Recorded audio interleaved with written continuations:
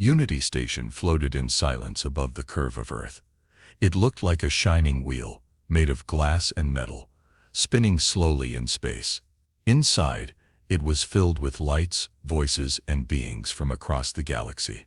This was the heart of diplomacy, where the Intergalactic Council met to keep peace among civilizations. Dr. Elin Ward stepped off the shuttle and into the station's docking bay. Her boots clicked softly on the polished floor. She wore a smooth, dark blue suit, the standard uniform for Earth's Council representatives. A small silver badge on her chest marked her as an official delegate. Her long, dark hair was tied back neatly. She looked calm, focused. Around her, other humans stepped off the shuttle. All of them were smiling, speaking gently, keeping their distance from one another. Every movement was polite. Every word was careful. This was the effect of the Courtesy Core, a small neural implant in every Earth citizen. It kept emotions under control. No anger, no sarcasm, no shouting, only kindness, respect, and calm. "Welcome back, Dr. Ward," said a soft robotic voice. A floating orb hovered beside her. It was Unity Station's translation unit. "Your meeting begins in 1 hour. Shall I guide you to the council chamber?" "Please," Elin said with a smile. As she walked through the station, she passed beings from dozens of species. Tall, insect-like creatures from Kelvaris. Furry, four-armed diplomats from the Naru Federation. Some stared at the humans. Others looked away. Humanity was still new to the council. They had only joined a year ago, on a trial basis. Many alien civilizations still didn't trust them. For centuries, humans had been known as unpredictable and emotional, violent. But the Courtesy Core had changed all that. Now humans were calm, peaceful, safe, or so it seemed. Elin arrived at the council chamber. It was a huge circular room, with floating platforms for each species. The Earth platform was near the edge, small and simple. The central seat belonged to the High Counselor, and beside him sat Counselor Varnex. Varnex was tall and gray-skinned, with ridged arms and narrow eyes. He was a Threxian, a species known for strict order and long memory. Varnex had never trusted humans. He believed the Courtesy Core was a trick, a mask. As Elin stepped onto the platform, she met his gaze. He didn't blink. "Earth representative," he said, his voice sharp and cold. "We hope your people will behave with the same control as before." Elin smiled, keeping her tone light. "Always, Counselor. Courtesy is a part of who we are now." Varnex looked away, unimpressed. Behind her, the other human delegates sat quietly. They were all smiling, all calm. But Elin noticed a small twitch in one man's eye, a flicker of annoyance. It passed quickly. The meeting began with updates from other planets, trade issues, border disputes, normal council business. But Elin knew the real test was coming tomorrow. Tomorrow Earth would face final judgment. The council would decide whether to make humanity a permanent member, or send them back into isolation. She sat still, hands folded. Outside, Earth spun silently in the dark. The next morning, the council chamber was quiet but full. Every delegate was in their place. The floating platforms hovered in a perfect circle around the central floor. The air was tense. Today was Earth's final review. Dr. Elin Ward stood at the center of the Earth platform. She looked confident, but her hands were cold. She glanced at her notes, though she had practiced her speech 100 times. The High Counselor, a glowing jelly-like being named Solon, floated forward. "Representative Ward," he said in a smooth, echoing voice, "you may present Earth's progress." Elin nodded and stepped forward. A soft light focused on her. "Honored Council," she began, "I thank you for the chance to speak on behalf of Earth. In just 50 years, humanity has moved from conflict to peace. The key to that change has been the Courtesy Core." She raised her hand. A hologram appeared, showing a small silver chip, no bigger than a grain of rice. This device is implanted behind the ear at birth. It monitors emotional spikes, stress, anger, aggression, and gently corrects them. It trains the brain to stay calm, to think before acting. The hologram shifted to images of peaceful cities, clean parks, quiet streets. Crime has dropped by 90%. Wars have ended. Civility is not just a rule on Earth now. It is part of our nature. Some delegates nodded. A few murmured in approval. Elin smiled slightly. Humanity was once known for its chaos. We admit that, but we've learned. We've grown, and now we hope to join the galactic community, not just as guests, but as true allies. Applause followed, soft and scattered. Then Counselor Varnex leaned forward. His eyes narrowed. Impressive words, he said slowly. But I wonder, what happens when the mask is removed? Elin tilted her head. I'm not sure I understand. Varnex stood. He held up a small black device. This, he said, is a truth pulse. Legal under council law. It can temporarily deactivate synthetic behavioral systems within a specific range. It does not harm, but it reveals. Murmurs filled the chamber. Elin's heart skipped. You plan to use that on our people? She asked, keeping her voice calm. Yes, Varnex replied. If the courtesy core is truly integrated, then removing it should change nothing. But if it is simply a cage, then we will see the truth, in real time, before the council. Elin looked to Solon, but the High Counselor only said, the law permits one truth test during probation review. The humans behind her didn't move. Still smiling, still calm. Elin forced herself to breathe. When? She asked. Tomorrow, Varnex said. During the final vote, he sat down slowly. Elin looked out at the other delegates. Some looked curious, some worried. One or two seemed eager. She turned back toward her seat. Her steps felt heavier than before. Behind her, one of the junior delegates leaned in and whispered, what if it really breaks? What if we lose control? Elin didn't answer right away. She looked toward the wide windows, where Earth floated far below. Then she whispered, then we show them who we really are. The council chamber was full again. This time, the air was heavier. Everyone knew something unusual was about to happen. Dr. Ellen Ward stood at the center of the Earth platform, surrounded by her fellow human delegates. Each one wore the same calm smile. Their eyes were steady, their hands still. Ellen was not calm. Inside, her thoughts raced. She had reviewed the safety reports on the truth pulse. It was non-invasive. It would not cause physical harm, but it would shut down the courtesy cores for at least 20 minutes. No one knew exactly how people would behave without them. She looked around at the council. Floating aliens watched her silently. Some leaned forward in curiosity. Others looked nervous. Counselor Varnex stood tall. He held the truth pulse device in his long gray hand. He raised it slowly for all to see. Today, he said clearly, we reveal the true nature of humanity. Without waiting, he pressed the button. A soft pulse of light rippled through the chamber. It was almost invisible, like a shimmer in the air. A quiet hum followed. Then silence. Ellen blinked. At first, nothing felt different. Then it began. A woman behind her frowned and muttered. Finally, her voice was louder than usual. Not rude, but not soft either. A man to Ellen's left stretched his arms and yawned loudly. I hate sitting still, he said. These chairs are awful. A young delegate laughed suddenly, then clapped his hand over his mouth. Sorry, that just popped out. The change was fast. Voices rose. People shifted in their seats. The perfect posture, the quiet smiles. They were gone. A man rolled his eyes at a comment from another. A woman scoffed at a long speech by a Kelvaris delegate. One delegate sneezed and didn't say excuse me. Another interrupted someone mid-sentence. None of it was violent, but it was human. The alien delegates looked shocked. A Naru representative covered his ears with all four hands. A glowing being blinked rapidly, confused. Counselor Varnex stood with his arms crossed, watching. This, he said, is your true face. Ellen stepped forward. Counselors, she said. Her voice was calm, but not robotic, not forced.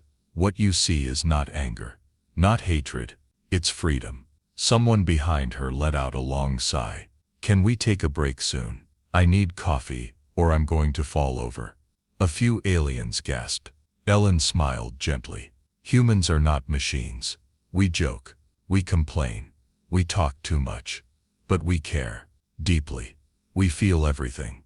And we try every day to treat others with respect, even when it's hard. On the far side of the chamber, a young human delegate helped a tall insectoid diplomat adjust her translation device. There you go, she said kindly. An alien child dropped a small device. A human bent down, picked it up, and smiled. The room was full of voices, movement, noise. It was messy, alive. Varnex turned to the High Counselor. This is chaos. Solon's jelly-like body shimmered slowly. It is not dangerous, merely loud. Ellen took a breath. Her heart was pounding, but she stood tall. This is who we are, she said. Not a mask, not a lie, just people. She looked toward the clock. The 20-minute mark was near. The courtesy cores would soon reactivate. But now, it didn't matter. Everyone had already seen the truth. The chamber did not return to silence. Even after the 20 minutes passed and the courtesy cores restarted, the energy in the room stayed different. Some humans automatically slipped back into their calm, polite tone. Others didn't. The reset was not perfect. Something had changed. Dr. Ullen Ward walked slowly around the Earth platform, watching, listening. A young human delegate was still chuckling with a Naru ambassador over something silly he'd said during the pulse. I told him his face looked like a melted fruit pie. The delegate whispered to Ellen, a little embarrassed. And how did he take it? Ullen asked. He laughed. Said that was the first honest thing he'd heard from a human. Ullen gave a small nod. Good. Around the room, other aliens were talking to humans more freely than before. Some looked unsure, even uneasy, but others smiled. A few even laughed. The chamber was no longer frozen and formal. It felt real. Varnex watched it all from his seat, arms crossed. Ullen saw him. She walked toward the center of the chamber and raised her voice. Counselors, she began. You've now seen humanity without filters, without implants.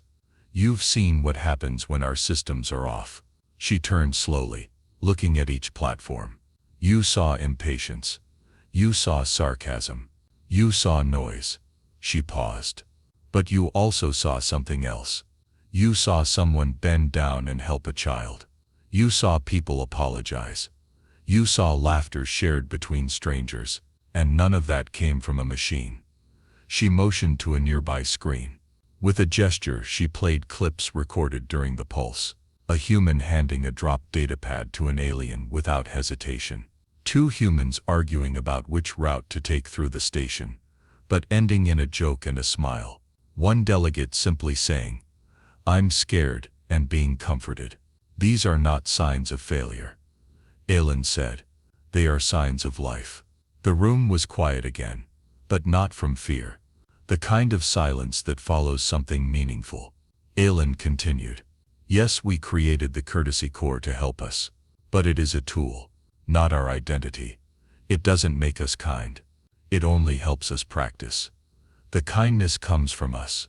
She looked up at Varnex.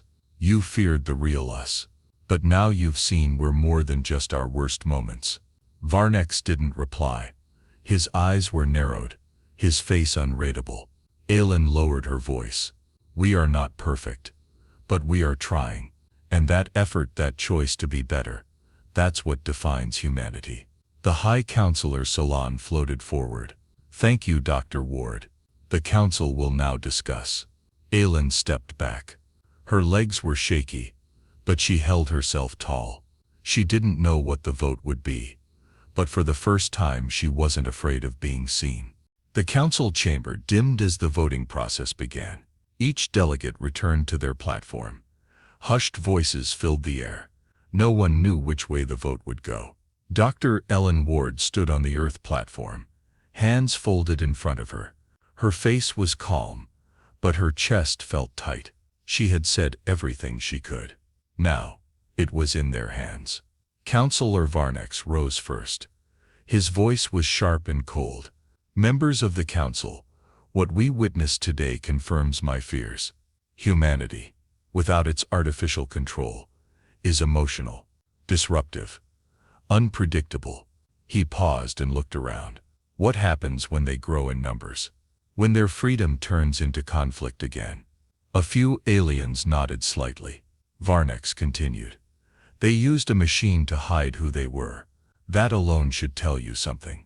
He sat down slowly, confident in his words.